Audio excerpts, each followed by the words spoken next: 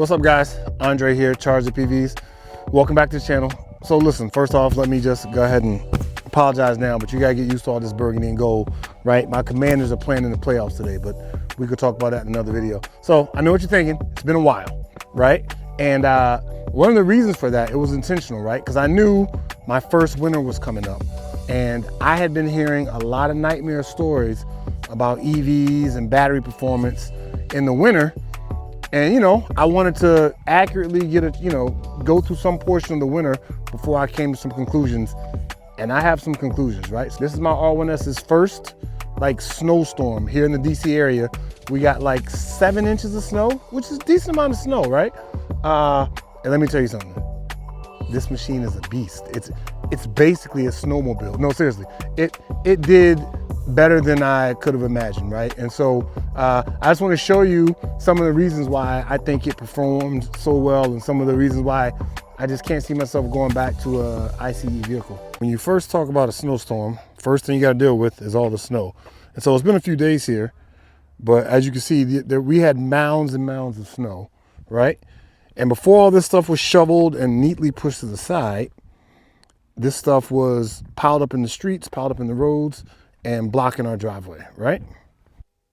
Okay, so the first thing that came in handy, right, when dealing with all this snow was the ability of this variable air suspension to basically change your ride height, which effectively changes your clearance height, right? So right now, we're at the lowest setting, which I think gives us around 9.5 inches of clearance, of ground clearance, right? So I'm just gonna go up to the standard height level, right?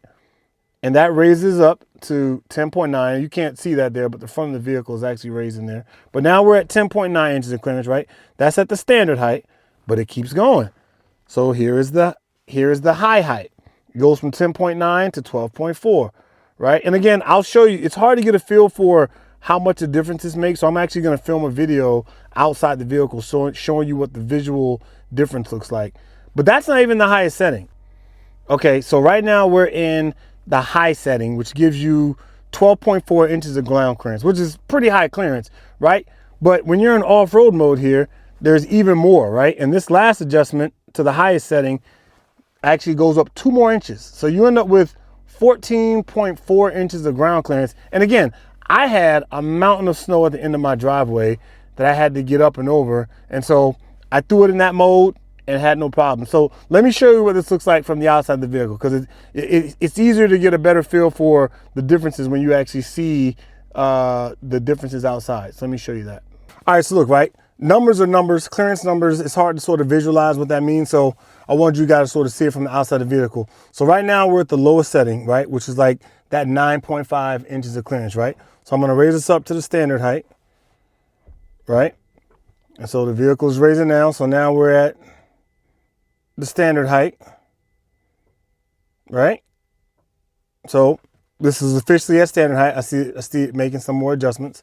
Okay, so now we're at standard height. So now I'm gonna go to the high height, right? Which puts us at 12.4 inches of clearance, right? But we're not done yet, right? So I'll let this finish adjusting. Then I'll go over to the highest setting, which is the big boy one that takes you up to 14.4. And so now, you should see it raising.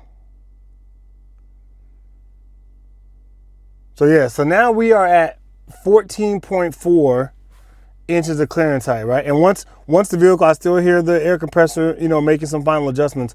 Once it's finally done, I want you to get a good look at it now, right? This is the highest clearance setting, right? This is 14.4 inches of clearance. Basically driving over anything you want to without being reckless, right? And so here we are at this highest setting. And now take a look at this, because then I'm going to go from here and drop it straight down to the lowest setting fast as I can, just so you can see the biggest difference here, the difference in clearance height. All right, so now I'm going to start going down to the lowest setting here. So now it's adjusting back down to the lowest setting. So you see that? I mean, that was basically, 5.5 inches or so, 5 inches so of additional clearance that you get, of ground clearance that you get. So, and that came in handy. Like I said, I mean, I was killing my back shoveling snow out of my driveway, but it ultimately ended up at the end of my driveway. And so, it came in handy. All right, so I didn't make Charged Up EV channel just to promote Rivian, right? Like I happen to have a Rivian, love it, great vehicle, but that's not why I made the channel, right? I really made this sort of document why I just think that owning an EV is just a better ownership experience, right? And so while I acknowledge the variable suspension is a feature that not all EVs have, that is pretty unique to Rivian, but there are other features that I expect every EV owner to take advantage of, especially in these cold months. And that first one is the ability to remote control your climate. And I know you can do some of that in ICE vehicles, but you have to be within remote range so you can auto start the vehicle. Remember, EVs are always on, right? So it doesn't matter how long they've been sitting in the parking lot or in your garage or in your driveway or wherever, your EV is always on, always online, and ready to receive a command. And so one of the things I took advantage of this snowstorm and this winter in general was I basically never got into a cold vehicle. Didn't matter how cold it was, right? Temperatures are down in the teens this evening. Doesn't matter. When I wake up tomorrow to go to work, my car is going to be 72 degrees, right? And so but that's just because I have that on schedule. I do appreciate that, right? So in my Rivian, you can basically set the time that you are, basically set a schedule for your climate. And without any interaction, my car knows that at 7:30 in the morning, every weekday, have the car at 72 degrees.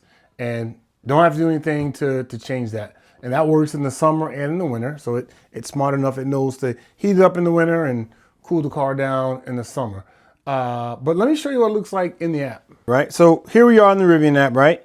And let me scroll down here. And as you see here, right, it says that the cabin is 57 degrees. It's actually not that cold, but I'm just giving an example of what I would normally do. So if I'm at the gym or I'm at work, this morning I was at church, right before I was about to leave the church, I went ahead and I just hit this button here and turned on the climate, right? And that's basically it just turned the heat on, right? And so right now, and let's see if I really want to get crazy. So sometimes I will, and most of the times in the winter I will do this, I will turn on the heated seats and the heated steering wheel. Right?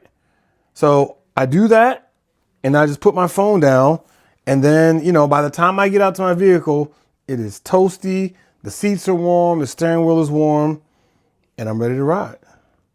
All right. So those are a couple of features and convenience items that sort of, in my opinion, make an EV experience superior to an internal combustion engine experience, especially in, like I said, these inclement weather times. But let's talk about battery performance, because I'm sure some of you have seen these. I mean, I've seen reports and articles where people's Teslas and other EVs just couldn't charge or just wouldn't work in these cold temperatures.